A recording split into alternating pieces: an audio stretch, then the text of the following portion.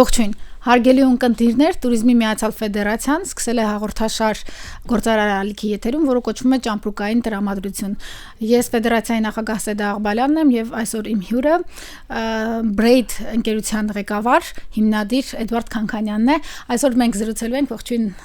Էդվարդ, նախ եւ առաջ։ Այսօր մենք զրուցելու ենք Հայաստանի բրենդինգի եւ առհասարակ տուրիզմի բրենդինգի թեմայով։ Նախ կուզեի միասին գնահատենք, փորձենք գնահատել Հայաստանի այսօրվա բրենդինգը։ Այն կոչվում է The Hidden Track, այսպես ասած, թաքնված ուղի։ Ինչպես եք տեսնում դուք այս բրենդինգը, արդյոք այն գրավիչ է տուրիստների համար, արդյոք դա այնպիսի մի կարգախոս է, որը տուրիստներ կբերի մեր երկիր, եւ ինչ եք կարծում, ինչ է թաքնված ուղի արտահայտության տակ։ Իրականում այն ինչ որ կա, ես կարծում եմ, ոնց որ ամբողջությամբ չի լուծում այն խնդիրը, որ մենք ունենք, եւ հետեւաբար այդքան էֆեկտիվ չի, որովհետեւ ի սկզբանե այն գաղափարը, որ դրված էր, ես մի քիչ սկեպտիկ էի ի սկզբանե, երբ որ տեսա, թե ոնց է այդ ամեն ինչը գործնականում արտահայտվելու, ոնց է այդ ամեն ինչը տուրիստի աչքերով ընկալվելու եւ ոնց է դա օգնում մեր առհասարակ որպես երկրի դիրքավորմանը, որովհետեւ այն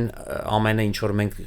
մտածում ենք մեր մասին կամ մենք ուզում ենք որ մեզ տեսնեն, այդքան էլ չի համընկնում թե ոնց են իրականում մեզ ընկալում։ Եվ ես կարծում եմ, որ եթե մենք ուզում ենք բրենդինգը լինի էֆեկտիվ, պետքա փորձենք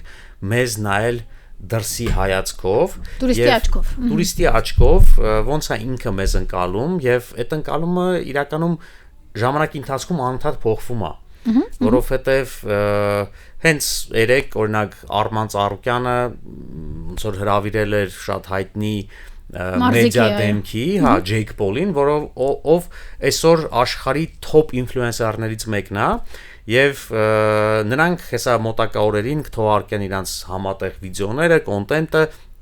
եւ այս առումով նրանք առհասարակ ընդհանրապես ուրիշ ձևով են Հայաստանը ներկայացնում եւ դա շատ ավելի բնական է, շատ ավելի անմիջական է եւ այդ տրենդերը եւ տենդենսները անընդհատ փոխվում են եւ ես կարծում եմ որ ցանկացած բրենդինգ պետք է այնքան տարողունակ լինի, որ կարողանա ադապտացվի այդ բոլոր տրենդերին եւ լինի միշտ ակտուալ, որովհետեւ եթե մեր իսկ այդ տրենդները հիմա туриզմի ոլորտում այսպես destination, այսինքն destination management-ի մեջ տարածաշրջանների, երկրների, քաղաքների բրենդների մեջ տրենդը ո՞րն է։ Հիմա ինչ եք կարծում։ Ես կարծում եմ մենք հիմա գտնում ենք ամենաունիկալ ժամանակահատվածում,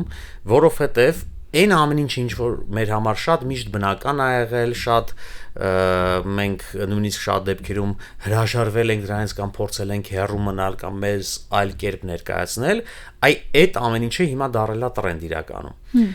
Ինչի մասին է խոսքը։ Ուրեմն այսօր այդ տղամարդկային մասկուլին այդ դիրքավորումը, այդ sense մի քիչ ճակերտավոր ասած քարթու դիրքավորումը այսօր դառել է համաշխարհային տրենդ։ Ու դրան շատ մեծապես նպաստել են օրինակ UFC-ն, տեղի աստղերը, ու մենակ իրականում Հայաստանին չի դա վերաբերվում, նույն Վրաստանը, Դաղստանը, որոնք այսօր շատ տրենդային են, այսինքն բոլոր այսօր չեմպիոնները, հաղթող մարզիկները հենց այս մեր տարածաշրջանից են եւ այսօր այդ մարդիկ շատ նոր պատկերացում են ստեղծել առհասարակ թե ոնց պետք է լինի օրինակ տղամարդը, մի քիչ այդ չորությունը, այդ անմիջականությունը, մի քիչ որոշակի պարզությունը եւ դրանք այսօր դարել են sense ասած տրենդեր, պլյուս դրան գումարվել է նաեւ ամերիկյան քաղաքականությունը, այս Տրամպի հակալիբերալ այս հայացքները, որոնք այն ամեն ինչ որ մեր համար միշտ եղել է sense ասած ավանդական ասպես ասած արժեքներ, այսօր դարել է աշխարհում sense ասած էկզոտիկ մի հատ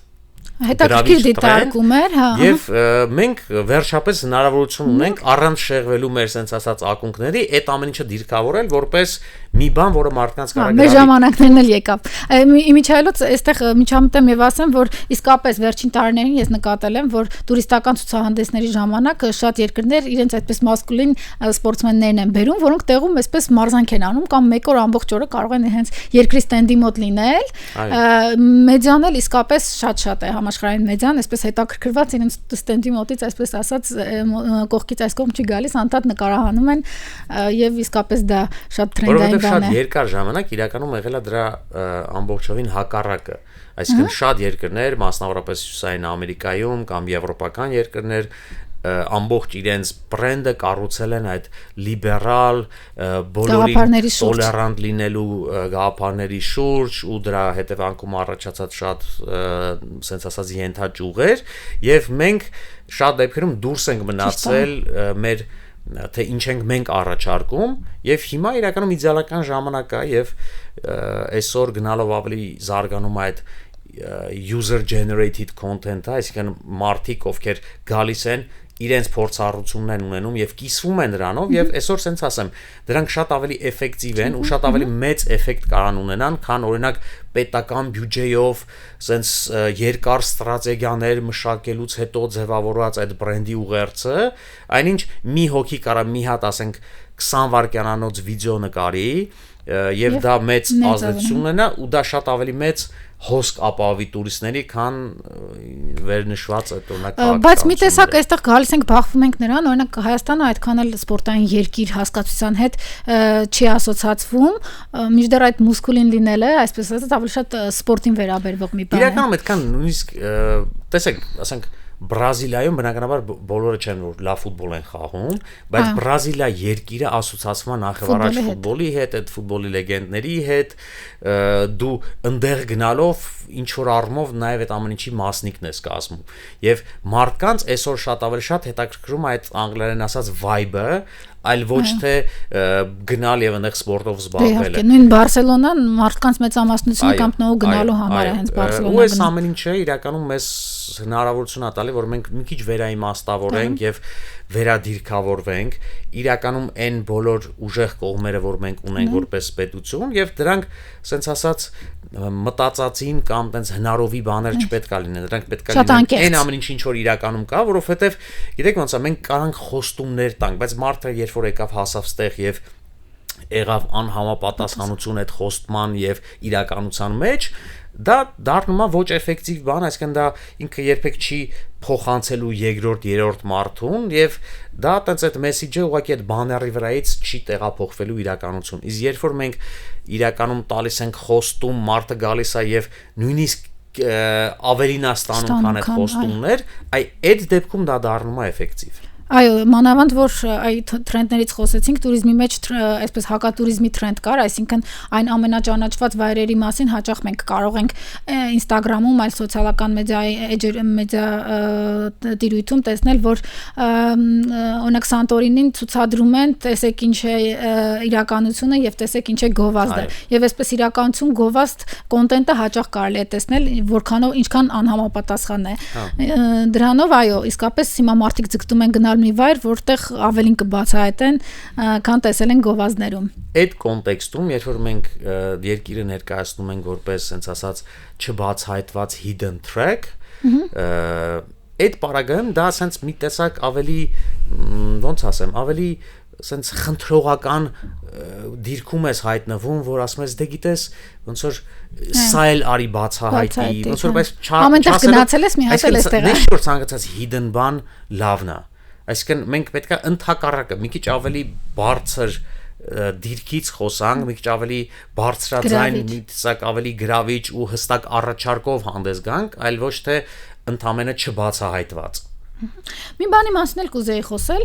կարծես թե տպավորություն է, որ վերջերս այդ լոգո կարգախոս հասկացողություններն են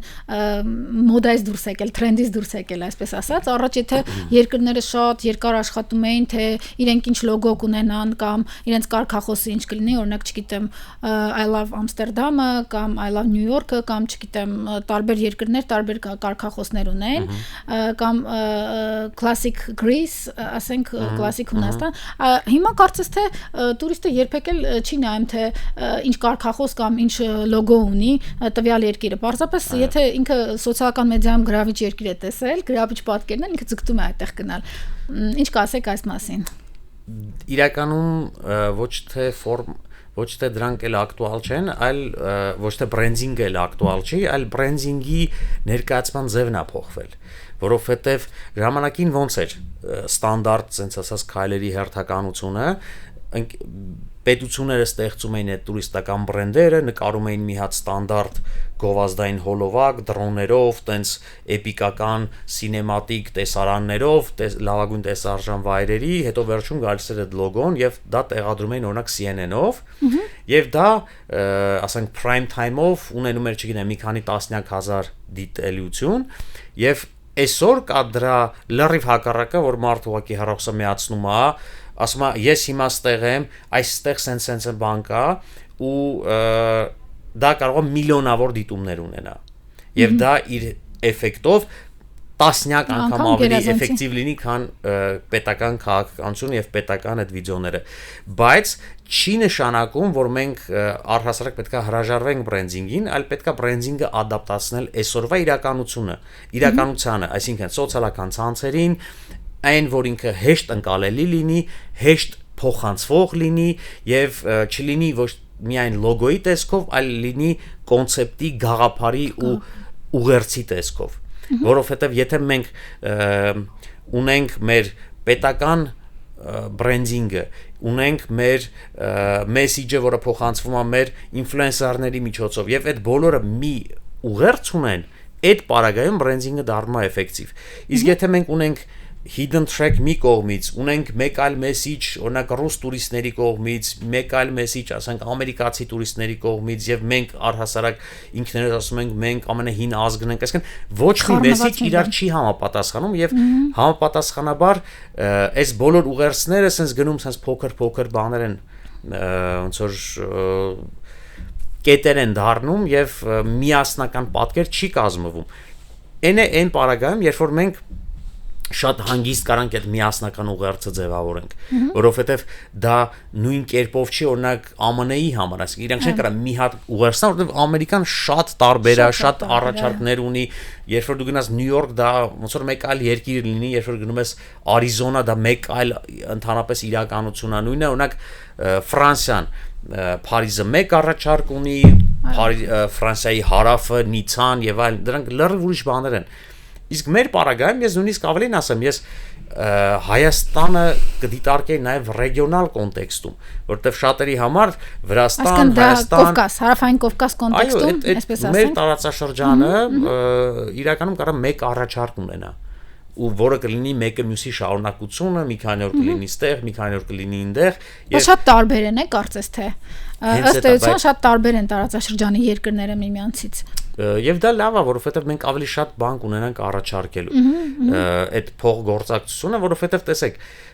գլոբալ տուրիստի տեսանկյունից իրանք այնքան մոտիկ են իրար, որ դու, չգիտեմ, մի քանի ժամում մի երկրից հատնում ես մեկ այլ երկիր, որոնք ամեն մեկը իր առաջարկը ունի եւ դու հանգիստ կարաս դրանք դիտարկես իրար հետ, որովհետեւ մենք էլի այդտեղ միանում է մեր ոնց որ ազգային sense ասած պատիվը, ոնց կնի մենք վրացիների հետ եւ այլն, բայց ու միգուցե մի բանը իրանք էլ ունեն, բայց իրականում երբ որ մենք մի քիչ ավելի մեծ սկսենք մտածել, ավելի բիզնես սկսենք մտածել, ես միանշանակ վստահ եմ, որ այդ երկու երկրները շատ ավելի շատ կշահեն դրանից։ Միանշանակ, ինչպես մենք ենք անում Եվրոպա մեկնելուց, այսպես այնպես ենք պլանավորում, որ միանգամից մի քանի մինիմում ասենք 2-3 երկիր գնում ես ու դա շատ նորմալ է, բայց մենք մի քիչ շատ ավելի sense ասած որպես բան ենք դրան նայում, այտենց նեգատիվ բան ենք նայում եւ միգուցե հենց դրա համար մենք շատ բաներից ոնց որ ի սկզբանե հրաժարվում ենք։ Մի հարցի շուրջ էլ կուզեի խոսել, այ հաճախ ես տեսնում եմ, որ Հայաստանը 10 լավագույն երկրների շարքում կամ Forbes-ը գրել է, որ, չգիտեմ, 10 լավագույն ռեստորաններից մեկը գտնվում է Հայաստանում կամ 10 անվտանգ երկրներից մեկը։ Այսպիսի մեսեջը արդյոք այսօր գրավիչ է տուրիստի համար ձեր կարծիքով։ Sense ասեմ, նայած ոնց է այդ մեսեջը արվում եւ ինչի շուրջ է իրականում։ Գիտեք ինչ եմ հարցնում, որտեվ իրականում գումարներ են ծախսվում այդ մեսեջների վրա, այսինքն այդ արդյունքը ստանալու համար, որ մենք այդ ցանկերում հայտնվենք, ամեն դեպքում գումարներ են ծախսվում եւ ուզում եմ իմանալ, արդյոք այսօր դա տեղին է թե ոչ։ Որոշ մեսեջներ կարծում եմ, որ տեղին են եւ ակտուալ են եւ դա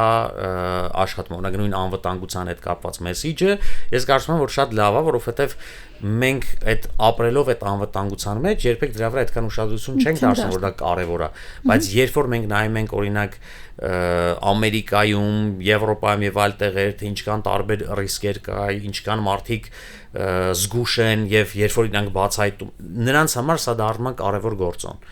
Եվ դրա վրա այո պետքա ծախսել, դրա վրա պետքա էլի շեշտադրում անել։ Դա մեր առավելություններից մեկն է։ Դա առավելություն է, դա հստակ առավելություն է, բայց օրինակ ուրիշ բաներ կա, որը որ առհասարակ ոչ մեկին չի հետաքրքրում,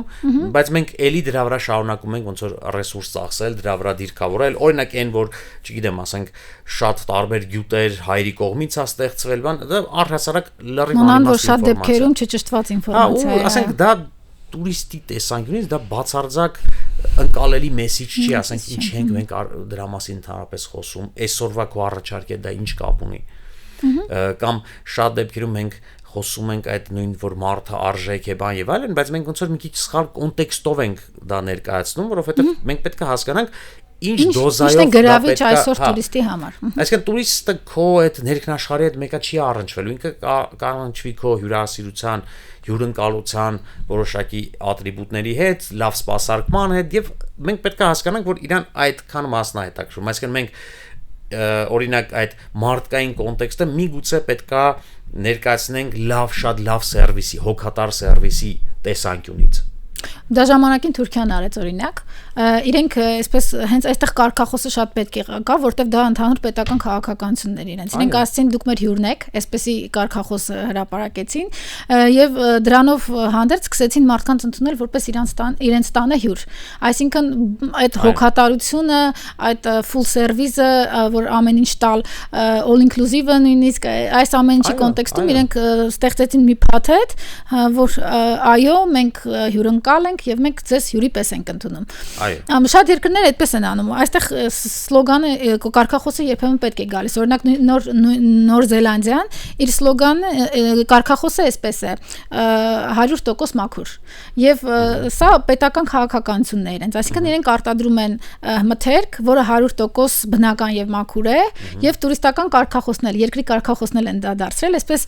շղթայպես իրար հետ այդ ամեն ինչը աշխատում է։ Այսինքն պետական քաղաքականություն է աշխատել այստեղ։ Մենք պետք է հասկանանք մի բան, էլի, որ այդ բոլոր մեսիջները պետք է այնքան պարզ լինեն ու այնքան ընկալելի, որ ասենց ասած որպես կլիշե բան, ասենց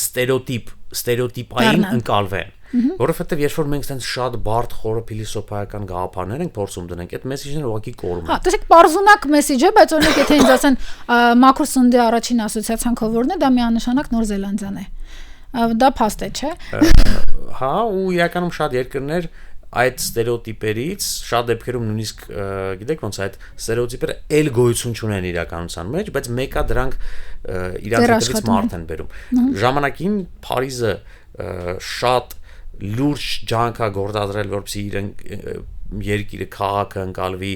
որպես ռոմանտիզմի հայրենիք, որպես սիրո քաղաք եւ այլն, եւ շատերը հենց այդ ակնկալիքով, այսինքն ամբողջ կյանքում իրենց մտքում պատկերացրել են Փարիզը որպես իրոք քաղաք, գնացել են եւ իրականում տեսել են, չգիտեմ, տենց քաոտիկ ինչ որ տենց երթևեկություն, կոպիտ մատուցողներ, բան եւ այլն, եւ տեղի ունեցել այդ խորը հիասթափությունը։ Եվ նույնիսկ դա բայց միևնույն է Էյֆելյան աշտարակը դեռ շարունակում է մնալ ամուսնական առաջարկությունների առաջին վայրը այո, եւ այդ ստերեոտիպները իրականում երբեմն պետքա ճիշտ օգտագործել, որովհետեւ եթե դու կարողանում ես դա նաեւ ոնց որ շոշափելի դարձնել, դա շատ ուժեղ էֆեկտ է իրականում ունենում եւ դա անում են թե ոնց որ կոմերցիոն ընկերությունները, թե պետությունները, եթե խելացի են բավականաչափ գտնվում, ուղղակի պետք է այդ ճիշտ ստերեոտիպերը, ճիշտ ոնց որ շեշտադրումները գտնել, որը որ կարելի է իրականում փաթթավորել ու հասկանալի ձևով մատուցել։ Նույն Ֆրանսիայի դեպքում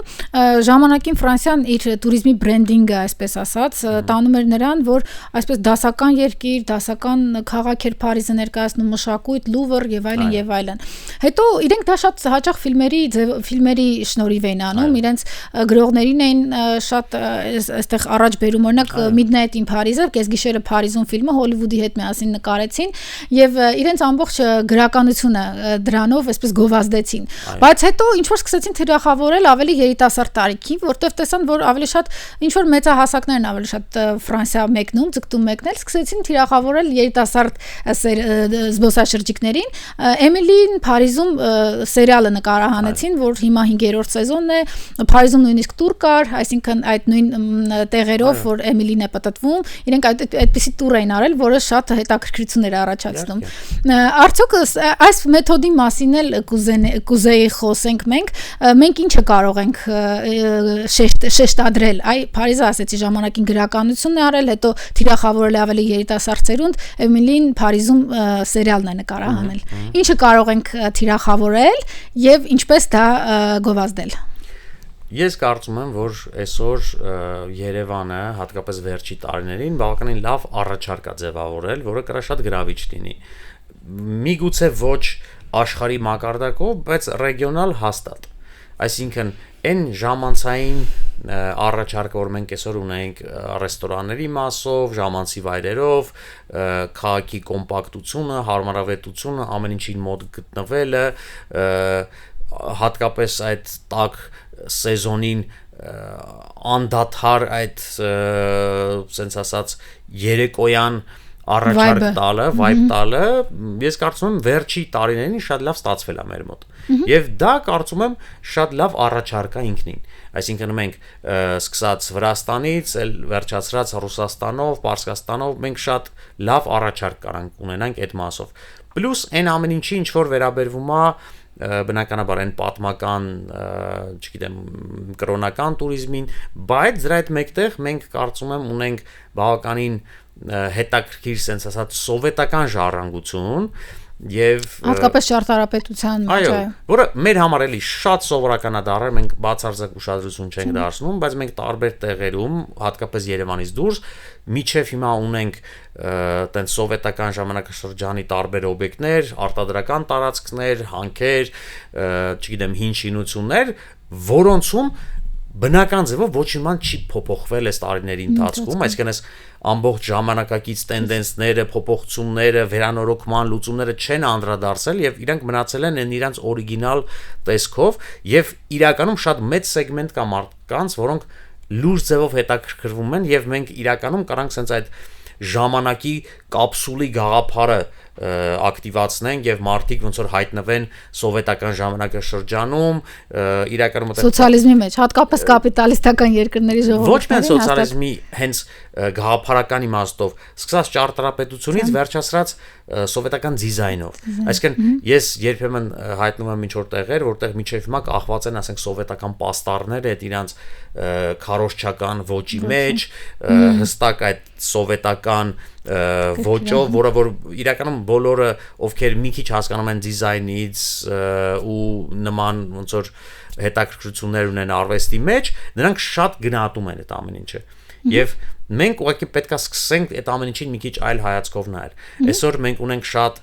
քաղաքներ, որոնք ոնց որ տենչում են լինել տուրիստական քաղաքներ, բայց իրականում չունեն այդ պոտենցիալը կամ չունեն այդ պոտենցիալը,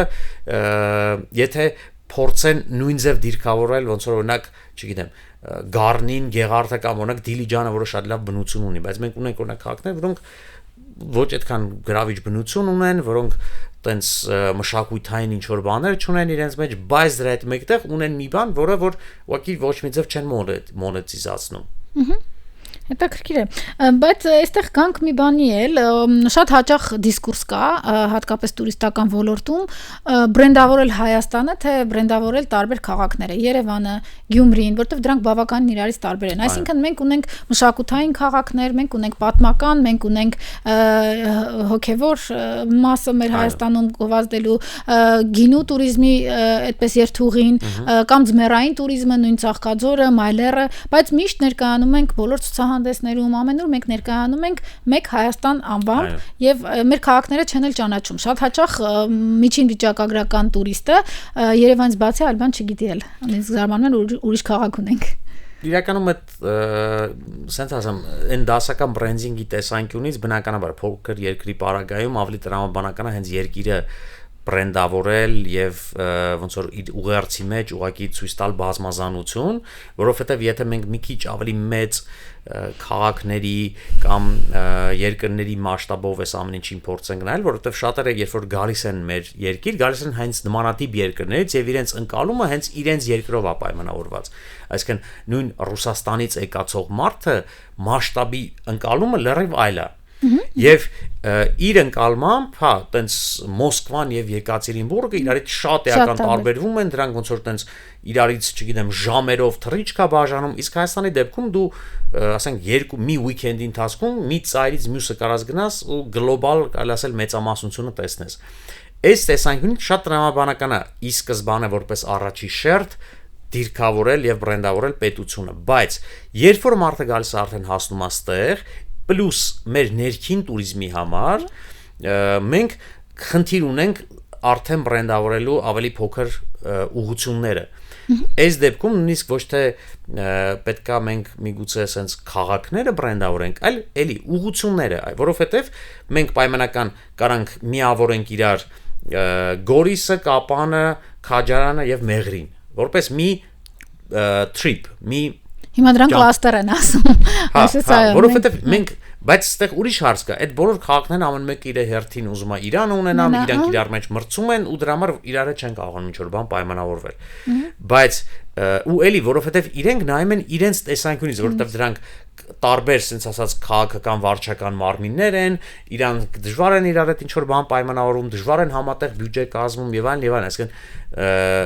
որովհետև նրանք նայում են այդ ամեն ինչի ներքևից մենք չենք ունենում դա, բայց եթե մենք փորձենք նայենք բիզնեսի տեսանկյունից եւ տուրիստի տեսանկյունից շատ տրամաբանական կլիներ, որովհետեւ ես կարողանայի այդ փաթեթը կպցնել իրար, գնալ օրինակ սկզբից, չգիտեմ, Տաթև, հետո գնալ այս մյուսը, այսինքն մի weekend-ի ճամփորդություն։ Եվ այդ բոլորը կօգտվեին դրանից։ Իսկ հիմա օրինակ տուրիստները կարող են գնան պայմանական Տաթև, որովհետև լսել են Ճապանուղին, լսել են Տաթևի վանքը եւ ասենք կողքի քաղաքը, կողքի գյուղը, որը օրինակ էլի լավ առաջարկ ունի, ասենք նույն Խնձորեսկը, չգնան, որովհետև ոչ մեկ չէր ասել իրենց դրանց մասին։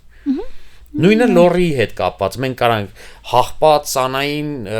Աղթալա, այդ բոլորը ասես ալավերդի կպցնենք իրար մի առաջարկ սարքենք։ Ու նաև ինձ թվում է մենք այդ ժամանակ չափազանց կզարմանանք թե ինչքան հենց հայաստանցիներ չեն ճամփորդել այդ ուղղությամբ, որովհետև շատերը հիմնականում ոնց ասենք տենց ունեն տատիկ պապիկ ինչ որ մի հատ հատվածում, ասենք Լոռում կամ Շիրակում ու հիմնականում իրաց ամբողջ կյանքը այնտեղ են գնացել, մաքսիմում գնացել են Գառնի, Գեղարդ, ինչ որ մի քանի sense խորվիրապ, բայց օրինակ ես ընկերներ ունեմ, որոնք ասենք արդեն 40 տարեկան են ու երբեք չեն գնացել օրինակ Հայաստանի հարավ։ Ամենահարավային տեղը երևի Էջմիածինն է եղել, հա։ Ու այս առումով մենք շատ ներքին նույնիսկ պոտենցիալ ունենք, որը բացառված չէ։ Այո։ Լավ, եթե վերցնենք այսպես ձևակերպենք 3 բան, որ չի կարելի անել туриզմի բրենդինգում։ Այդ 3 բանը ինչ կասեիք։ Այսօր իհարկե, ժամանակին համապատասխան համահունչ։ Շատ sense ոչինչ չասող նեյտրալ օրինակ կարգախոսեր ու դիրքավորում ընտրել, որը որ կարա ճշմարիտ լինի, ասենք, եւս 50 կամ 100 այլ քաղաքների կամ երկրների համար։ Այսինքն ունիկալություն չունի։ Հա, այսինքն երբ որ օրինակ նույն խոսում ենք մենք հյուրընկալությունից կամ հյուրասիրությունից կամ նմանատիպ այդ ջերմությունից, դա չգիտեմ, նույն հույները կարող են ասել, նույն միջին ասիական երկրները, Ուզբեկստանը, Ղազախստանը, այդ բոլորը կարան ասեն, որ այո, մենք էլ ենք հյուրընկալ, մենք էլ ենք շատ սիրում հյուրերին եւ այլն, եւ այդ առումով մենք չենք կարա վիճենք իրենց հետ։ Ու այս առումով մենք չենք կարողանում ունիկալ առաջարկ տալ։ Մյուս բանը, երբ որ մենք սկսում ենք ինչ որ էթնիկ էլեմենտներ կիրառել մեջը, որը մենակ մեր համար անկալելի է, այսինքն նույն ես ինչքան է շատ մեծ սիրահար եմ նույն հայկական գորգերի կամ այդ հայկական զարդանախշերի, դրսի մարդու աչքով հայկական, թուրքական, պարսկական, ուզբեկական զարդանախշերը իրարից չեն տարբերվում։ Այդ մենակ մենք կարող է տարբերությունը զգանք։ էնել համոզված եմ, որովհետև շատ երկար տարիներ ու միջև հիմա երևի վերնիսաժում վաճառվում է այդ հայկական տարազով կտորները, որը ամբողջությամբ թուրքական է ներմուծվում։ Ու մենք այսքան ժամանակ մտածել ենք, որ դա մերն է։ Այստեղ էլի վեճ կգնա, որ իրանք մեզնից ծնվեցին, բայց այդտեղ ոնց որ ուրիշ պատմության մեջ կմտնենք, էլի։ Եվ օրինակ նման ձևով ներկայացնելը, օգտագործելով, ասենք, երկրի ֆորմաները, քարտեզները եւ այլն, դա մենակ ներքին սպառման համար է ակտուալ։ Դրանից դուրս մարդիկ առհասարակ տենց չեն ընկալում եւ մենք ինքներս երբ որ փորձենք մեր աչքով նայել օրինակ երբ որ մենք գնում ենք այլ երկրներ կլինի դա Եվրոպա, Եգիպտոս, Դուբայ եւ մենք պետք է նայենք մենք ոնց ենք նայում իրանց երբ որ մեզ հիմա ցույց տան օրինակ Դուբայի քարտեզը մենք չենք ճանաչելու իրան մեր համար ընկալելի չի դա մենակ իրանք երևի գիտեն իրանց երկրի ֆորման մենակ երևի Իտալիան է որ կարա օգտագործի որովհետեւ բոլոր աշխարհում գիտեն որ դա Իտալիան է Այո, լավ, իսկ եթե այսպես ձևակերպեմ, ինչի վրա փող ծախսել туриզմում, թե խորհուրդը թե, ասենք, պետական մակարդակով, թե տուրիստական ընկերություններն օրինակ, ինչի վրա պետք է փողը ծախսեն, բյուջեն ծախսեն մարքեթինգային։ Ես կարծում եմ, ստեղ պետությունը մի քիչ ավելի ոնց որ կրեատիվ եւ էքսպերիմենտալ պետք է լինի, շատ տարբեր բաներ փորձի, շատ նոր տրենդային բաներ փորձի, օրինակ հիմա այսօր ամենամեծ երևի ազդեցությունը ունեն սթրիմերները մարդիկ ովքեր տենց ժանրով նստում ստրիմ են անում այսօր դրանք սենց ասած ամենամեծ սելեբրիթիներ են աշխարհում եւ ես փորձել օրինակ իրենց ներգրավել իրենց հրավիրել բերել օրինակ չգիտեմ այսօր կա նրանցից երևի ամենամեծը կոչվում է iShowSpeed Նա տղա որը իմիջիալ շատ մեծ հաճույքով ճամփորդում է ամբողջ աշխարհում երկրներն է ցույց տալի իր ֆորմատով երբեմն ասենք նույնիսկ գրում է երկրի նախագահների հետ է հանդիպում ընդեղի ամենամեծ աստղերի հետ է հանդիպում եւ այսօր աշխարհում շատերը այդ երկրների մասին իմանում են iShowSpeed-ի ստրիմերից նույն այն որ Արման Ծառուկյանը բերել է Ջեյք Պոլին Հայաստան դա շատ մեծ ազդեցություն է վստահ եմ ունենալու շատերը առաջի անգամ Հայաստանի մասին ու իրական Հայաստանի մասին իմանալու են հենց դրա տեղից շնորհիվ այո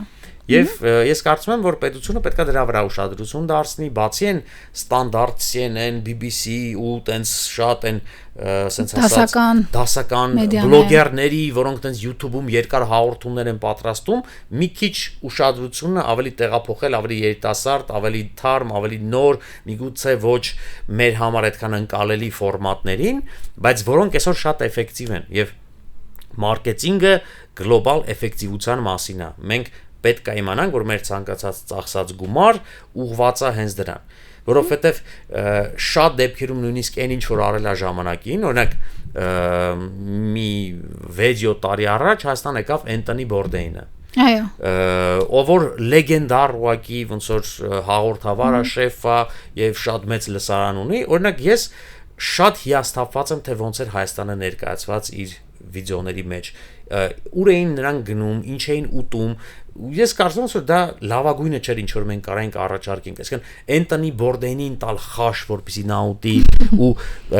իմիջիալոց եթե մեր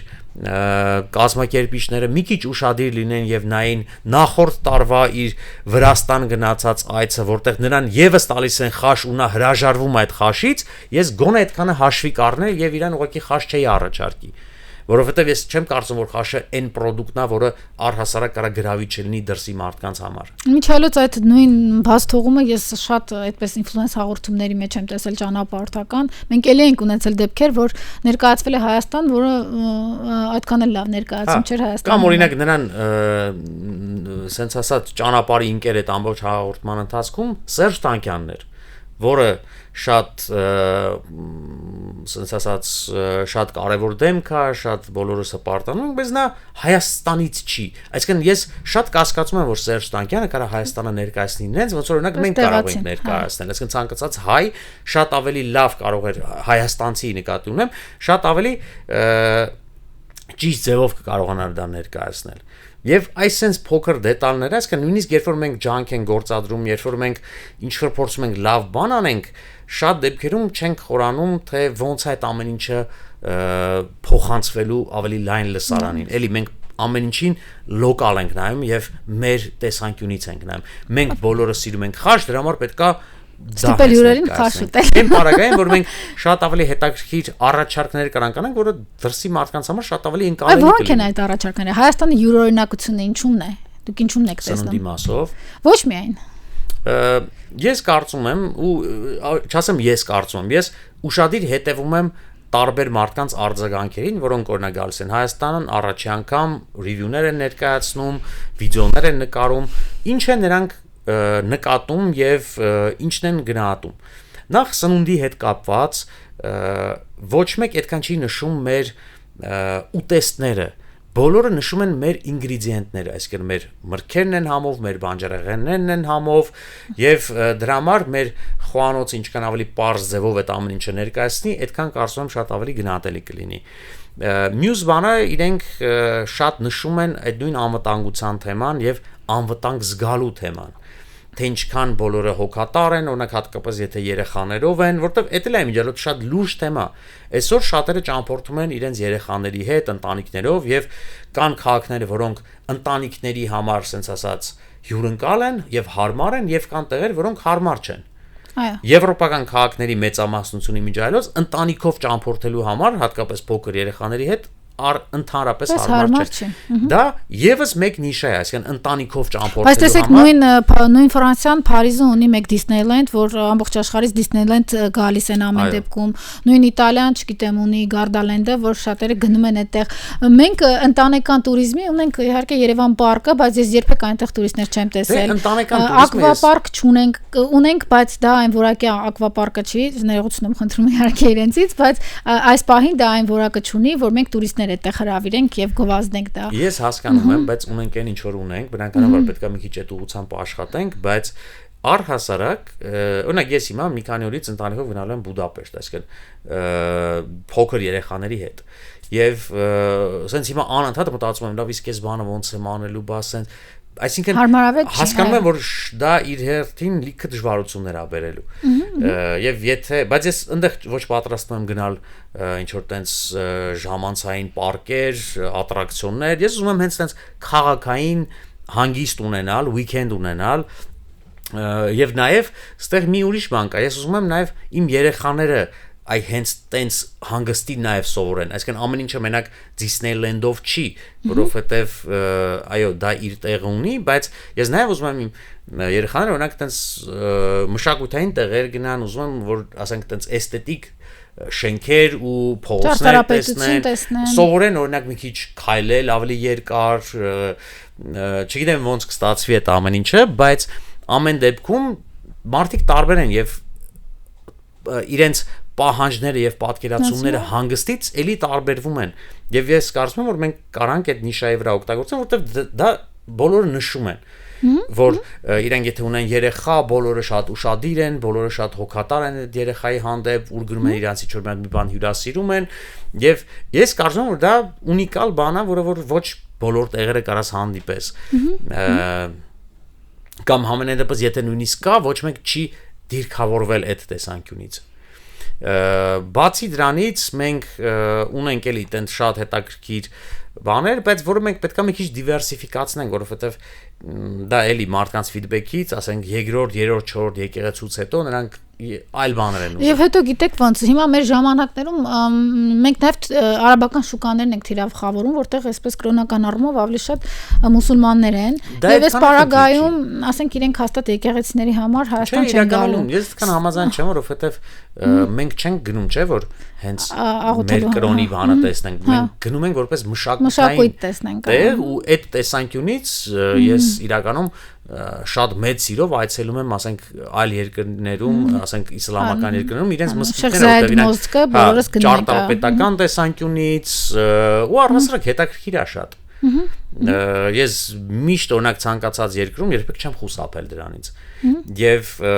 կարծում եմ նույնիսկ գլոբալ առումով եմ ասում, որ շատերը ներկայացնենք ուղղակի sense ասեմ պետք է դիվերսիֆիկացնենք, ասենք միայն այդ չառաջարկենք, որովհետև կարծում եմ մենք մեր ունեցածի մեջ պետք է փորձենք գտնել տարբեր բաներ, որը մարդկանց կարա հետաքրքրի,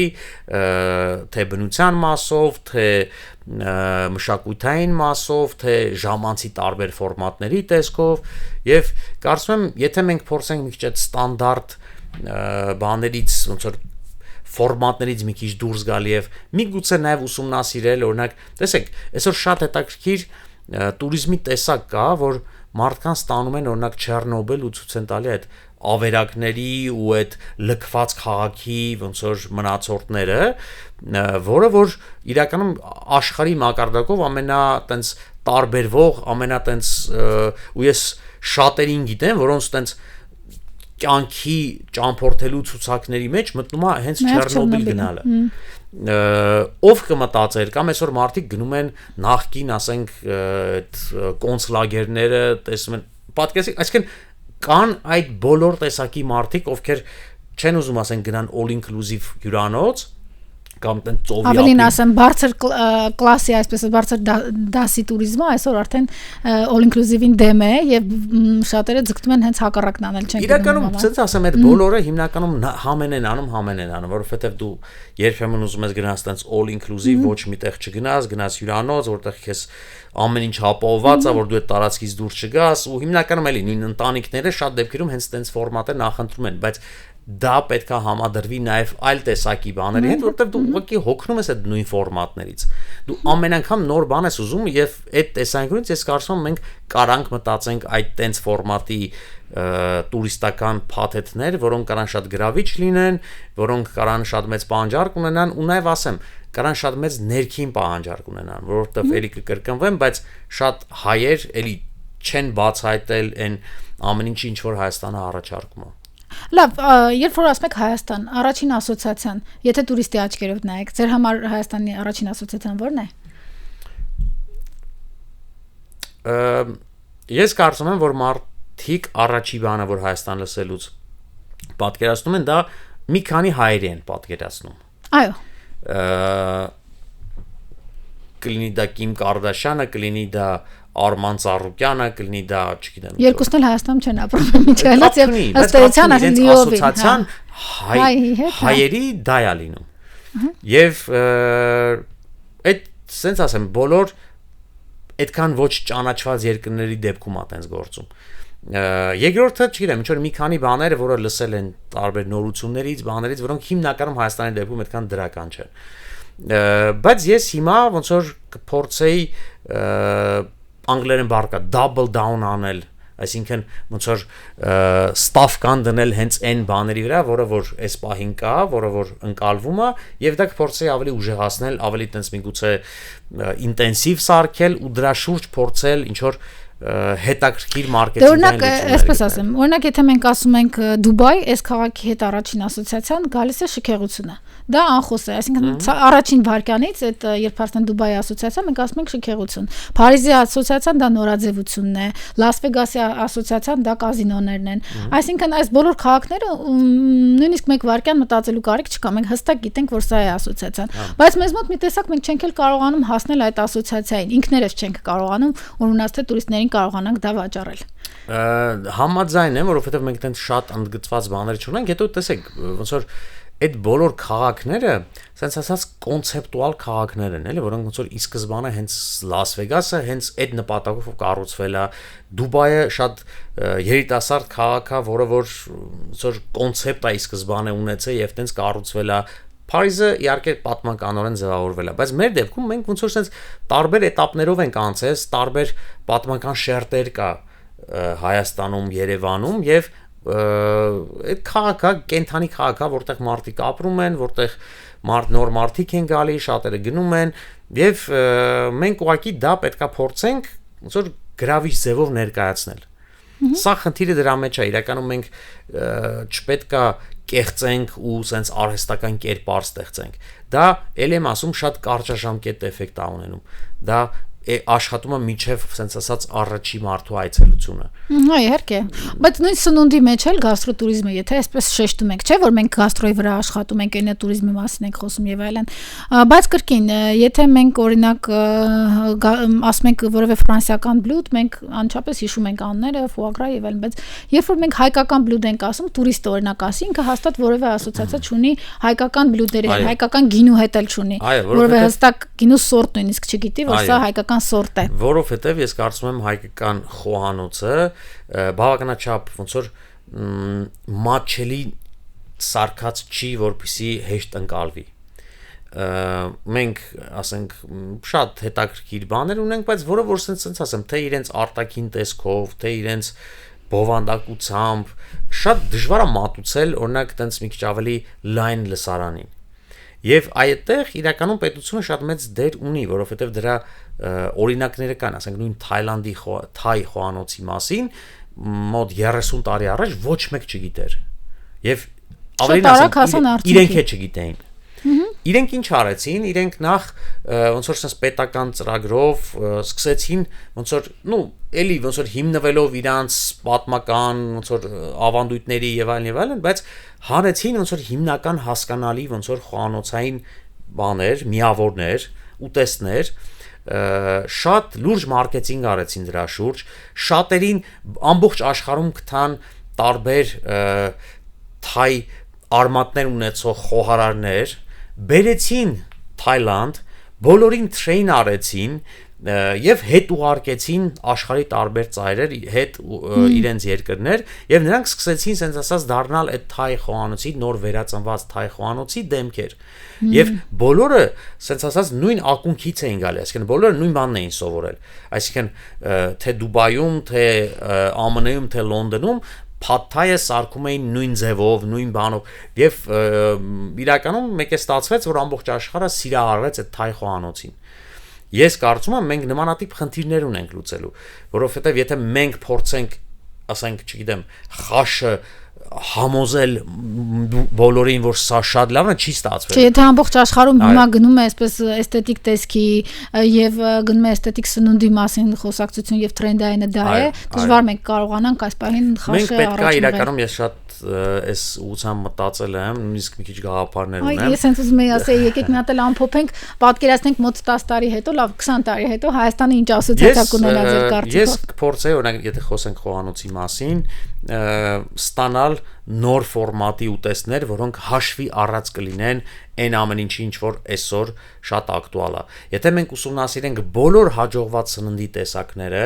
կլինի դա պիցցան, կլինի դա տակոները, կլինեն դա օրինակ բաուները կամ սուշին կամ աջարական խաչապուրին, չէ, բոլորը հստակ ֆորմուլայի են ենթարկվում։ Դրանք բավականաչափ պարզ են, քիչ ինգրեդիենտներով, բոլորի կողմից հասկանալի եւ սիրելի ինգրեդիենտներով եւ դրա համար բայց ամեն մեկը ունի իր մատուցման, պատրաստման որոշակի նյուանսները եւ առանձնահատկությունները։ Ես կարծում եմ մենք այս ամեն ինչը մեր մտքում ունենալով, հաշվի առնելով այն ունիկալ համային համադրությունները, ինգրեդիենտները, որը որ ավելի հատուկ է մեզ եւ մեր խոհանոցին, միացնել իրար, ստանալ նոր տեսակի ուտեստներ։ Որտեղ նույն Միացյալ Նահանգներում, երբ որ ասում ես մեքսիկական ուտելիք, բոլորը տակո են ասում եւ մյուս մեքսիկական այսպես բլյուդները, բայց երբ որ ասում ես հայկական խոհանոց, ասում են, օ, շատ ենք սիրում, ասում են, ի՞նչն է սիրում, ոչ մեկ չի գիտի։ Հայկականը ոնց որ արդեն ենթադրում է մեծ ճաշկերույց, մեծ սեղան, հայկականը ինչն է լավ, այդ տարբեր բաների համադրությունը, ոնց որ էլի ինգրեդիենտը, մեր մոտ ոչ մի բարդ բան այդքան չկա, այսինքն մենք մեր աղցանները, մեր խորովածի տեսակը, այսինքն շատ մինիմալ ինգրեդիենտներով պատրաստված բաներ են, բայց դրա հետ մեկտեղ, եթե մենք պայմանական ուզում ենք այդ տենց հաջողված ֆորմատ, որը նաև օրինակ նույն հայերի կողմից հեշտ ադապտացվող կլինի ու մենք կարողանանք չգիտեմ աշխարհի տարբեր ծայրերում, որովհետև ոնց է, չէ, հիմա հայերը գնում են տարբեր տեղեր, առաջի բանը, ասենք, լավաշ են սկսում արտադրել կամ ինչ որ խորովածանոց են սարքում, բայց այդ նույն խորովածը դրսի մարդկանց համար այդքան ընկալելի չի։ Բայց եթե առողջ սնունդ չի համարվում։ Բացի իրականում այդքան էական չէ, որովհետև չգիտեմ, ասենք կորեական բարբեկյունը այդքան առողջ չի, այսինքն նույն անառողջության մակարդակի վրա է, բայց մենք պետք է ունենանք ընկալելի ֆորմատներ, որոնց կարելի է ուղղակի տենց փողոցում ուտել, որը կարելի է տենց ձեռքում պահել, դուրս գալ, պատկերացրեք, այսինքն երեխաները կսիրեն, այս կարծում եմ մեր առաջիկա, ասենց ասած, կենտրոնացումը պետք է լինի, մեր նույն ռեստորատորները, մեր բիզնեսի մարդիկ պետք է այս ուղղությամբ մտածեն, որովհետև անպայման չի մենք ուղակի վերցնենք այն ինչ որ արդեն կա ու երբեմն կարելի է ուղղակի նոր ֆորմատներ մտածել ու դրա փորձը իրականում շատ կա տարբեր երկրներում։ Լավ, թեմայից շեղվելով մի հարց էլ տամ եւ երևի թե ամփոփենք մեր զրույցը, ես շատ կուզեի որ մի հատ այսպես կարճ ամփոփում անեք տուրիստական կոնտենտի։ Հաճախ հաստատ ձեր աչքին էլ է ընկնում գովազդային կոնտենտը սոցիալական մեդիայում տուրիստական ընկերությունների, ոնց կգնահատեք այդ կոնտենտը։ Սենց ասեմ, այդ կոնտենտը կարելի ասել գրեթե աննկատ է, այսօր շատ ավելի մեծ գումարներ են ծախսում, ասեմ։ Այսօր, սենց ասեմ, այսօր նույն ռուս տուրիստները հայկական туриզմի համար կարծում եմ տասնյակ անգամ ավելի շատ բան են արել իրենցից անկախ, քան այն ինչ որ նախատեսված ա եղել մեր ստրատեգիաներով, պլաններով ու պետական բյուջեներով, անկեղծ։ Իսկապես։ Որովհետև այդ մարդիկ նախ ավելին ասեմ, շատ հայեր հայաստանցիներ լիքը բաներ բացահայտել են նաև այդ ռուս տուրիստների ու ռելոկանտների պատճառով։ Այո, իսկապես իրենք էլ թելադրեցին շատ հաճախ, ինչը կարելի է գովազդել եւ ինչի վրա շեշտը կարելի է դնել։ Ու ստեղ բացարձակ հարցը նրանում չի, որ նրանք ինչ որ բան ավելի լավ էին անում, ուղղակի եղավ այդ դրսի հայացքը։ Դրսի հայացքը որոշակի մասշտաբով եւ դա ունեցավ էֆեկտ։ Բայց մենք պետք է չմոռանանք, որ մենք մարդիկ են մեր մոտ գալի ես հատկապես օրինակ ես վերջի մի շաբաթվա ընթացքում նկատում եմ լիքը մարդիկ Չինաստանից, նկատում եմ լիքը մարդիկ Ֆիլիպիններից, արաբական երկրներից եւ մենք չպետք է անտեսենք այդ մարդկանց եւ իրենց լսարանները, որովհետեւ այդ ամեն մեկը գնում է ինչ որ մի բան է փոխանցում այնտեղ, մեկը ինչ որ մի հատ Instagram-ի ստորի է նկարում, վիդեո է նկարում եւ մենք պետք է հստակ իմանանք ինչի վրա ենք շեշտադրում անում եւ ինչ են իրենք այնտեղ ներկայացնում, որովհետեւ հենց դա ձևավորելու է մեր ոնց որ երկրի ընկալումը եւ մեր բրենդը։ Եվ միգուցե գանք դրանից, որ տեսնենք ամենաշատը որ ուղղությունն է հետաքրքրություն առաջացնում, դա էլ սկսենք բրենդավորել։ Այո, մենք հնարավոր է հենց հակառակ կողմից սկսենք, իրականում դա հակառակը չի, դա հենց ճիշտ կողմն է, որովհետեւ շատ դեպքերում դրա համար անում էին այնց մեծ հետազոտություններ, մեծ խմբեր էին աշխատում, բայց այսօր դա շատ ավելի հեշտ է, որովհետև մենք այդ ամեն ինչը շատ կարանք sense 2 րոպեում հասկանանք, ուղղակի մտնելով, նայելով, թե մարդիկ ոնց են մեզ տեսնում եւ հենց դա սարքել մեր հիմնական առանձնահատկությունը։ Եվ վերջին հարցը, այն գործիքը, որը ամենաակտուալն է այսօր туриզմի մարքեթինգի համար։ Միանշանակ նույնիսկ այդտեղ տարբերակ չկա, դա սոցիալական ցանցերն են։ Այսինքն այդ բոլոր BBC-ները, Forbes-երը եւ այլն պետք է ստորադասենք այսպես սոցիալական մեդիային եւ ինֆլուենսերներին։ Վերջ անգամ երբեք BBC նայել։ Անկեղծ վերջ անգամ երբեք Forbes կարդացել։ Իսկ վերջ անգամ երբեք Instagram մտել։ Ես միայն թերթեր կարդացող ճիշտ ասած տեսել եմ հին դասական անգլիացի լորդերը, որ այսինքն սրճարանում կամ հյուրանոցում նստած այսպես թերթեր ձեռքին թեյի ժամին ընթերցում են, որ դա պարզապես ինձ ոչ է։ Մտածում որ մենակ մենք ենք տենց, բայց ամբողջ աշխարհը տենց չէ, իրանք տենց չկա տենց։ Բայց միևնույն ժամանակ ես վերջերս գնացել էի Լոնդոնում ենք եւ այսպես տեսանք մի հայ երիտասարդ կլարնետ է նվագում հայկական երաժշտություն եւ ուղղակի կողքից դե հայ ենք ուրախացանք, սկսեցինք երգել միասին նկարել եւ այդ վիդեոն 1.8 միլիոն դիտում ուներ, ընդ որում ամբողջ աշխարհից կարծիքներով այսպես տարածվածությամբ, այնպես որ sense մի միկրոբլոգը, այսպես ասած, որ ընդամենը մեկ վիդեո էր, բլոգել չի դա, բայց այսպեսի մեծ տարածում գտավ։ Միանշանակ ու իրականում այսօր աշխարհը հենց այդ ուղղությամբ շարժվում է, այսօր շատ պետություններ, երկրներ հասկացել, շատ քաղաքներ հասկացել են դա ու դրա համար իրենց ամբողջ արդեն ռազմավարությունը դրա շուրջ են կառուցում։ Դու եթե փորձես անես նենց ոնց որ 2000-ական թվականներին էր, դու այսօր ուղղակի ակտուալ չես լինի, դու ուղղակի գումար ես վատնելու։ Այո։ Շնորհակալ եմ շատ հետաքրքիր զրույցի համար, վստահ եմ, որ մեր զրույցը պիտանի է լինելու եւ այս գաղափարները, այս խորհուրդները անպայման կիրառվելու են туриզմի ոլորտում։ Շնորհակալություն։